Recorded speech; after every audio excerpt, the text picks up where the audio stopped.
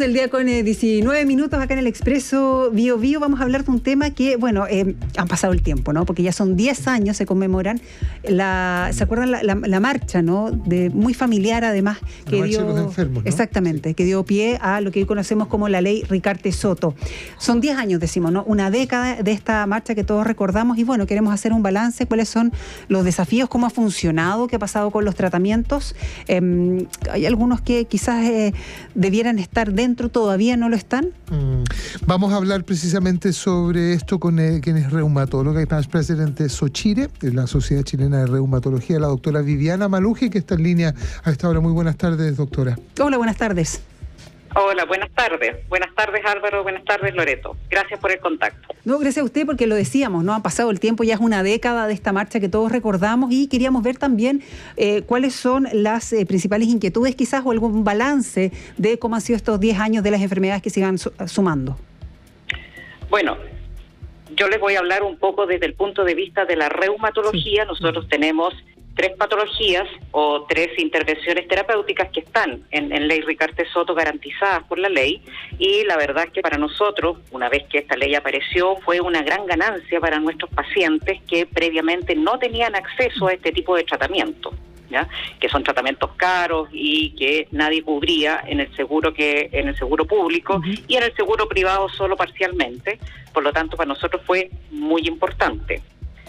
Ahora, efectivamente han pasado 10 años y en los últimos años hemos visto que no hemos podido seguir avanzando en esto, porque como ustedes probablemente saben, los fondos son finitos. Exacto. Y no ha habido nuevos fondos y tampoco ha habido nuevas intervenciones terapéuticas que se agreguen a la ley.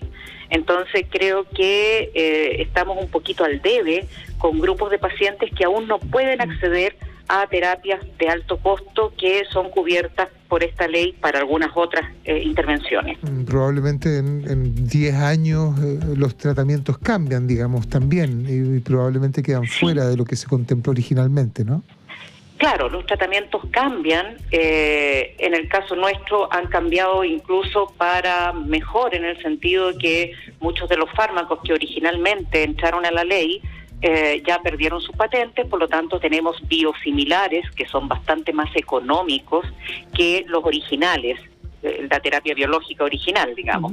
Y eso ha ido haciendo que podamos contener un poco los costos que son siempre muy altos en salud en este tipo de intervenciones.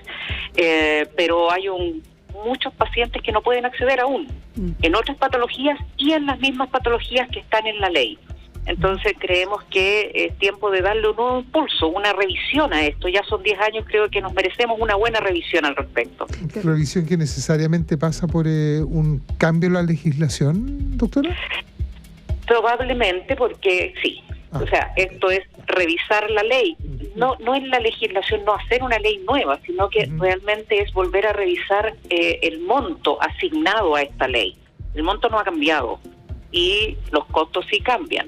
Entonces, de manera que podamos ir revisando que otras cosas pudiesen entrar a la ley y ser cubiertas por la misma, y otras patologías a lo mejor salir de esta ley y ser cubiertas por otro tipo de protección, otro tipo de ley.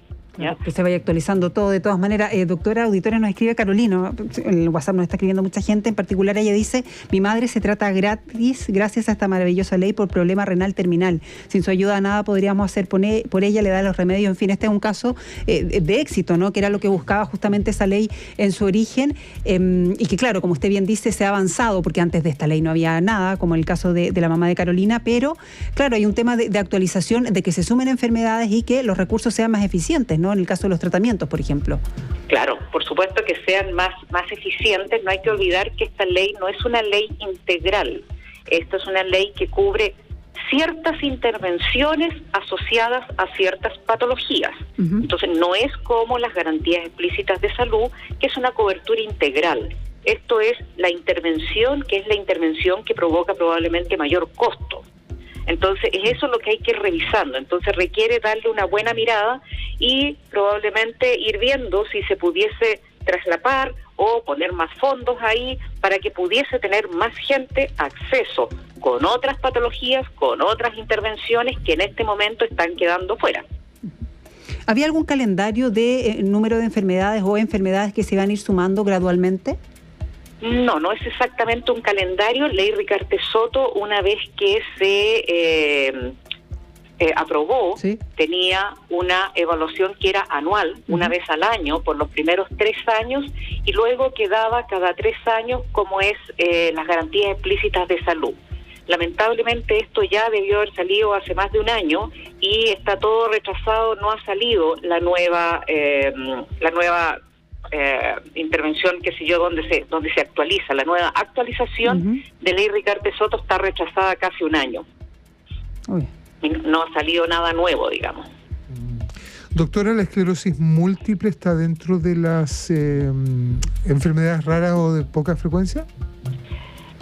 No, lo que pasa es que la esclerosis múltiple, que no se considera tan rara, digamos, está en Ley Ricarte Soto, pero específicamente son las ayudas especiales, perdón, déjame ver, no es algo que nosotros veamos. Un testimonio de un auditor, por eso le preguntaba, mi doctora dice, me postuló a ser beneficiario de la Ley Ricarte Soto, me trato hace 4 años por esclerosis múltiple, y el medicamento cuesta algo así como 18 millones cada 6 meses.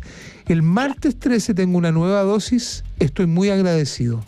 Claro, esclerosis múltiple, aquí lo tengo. Lo que pasa es que esclerosis múltiple no es una patología que veamos los reumatólogos. Efectivamente, como dice la oyente, es una patología neurológica y ellos tienen específicamente garantizado en la ley inmunomoduladores cuando hay falla de tratamiento a la primera línea de terapia, ¿ya? Y efectivamente, pero es con ciertos, son 5 fármacos que están garantizados por la ley. El resto de la atención de esclerosis múltiple no está garantizado en esta ley. Ellos tienen otra garantía. Doctora, me llamó mucho la atención lo que decía, que claro, que lleva atrasado un año. Este es un decreto, ¿no? Es un decreto, exacto, sí. que va actualizando, sumando nuevas patologías. ¿Ese atraso es por qué? ¿Y se va a hacer o eso se pierde? No lo sabemos. Debería hacerse porque es ley que tenga que hacerse, claro. Pero sigue atrasado. ¿Y las autoridades qué dicen?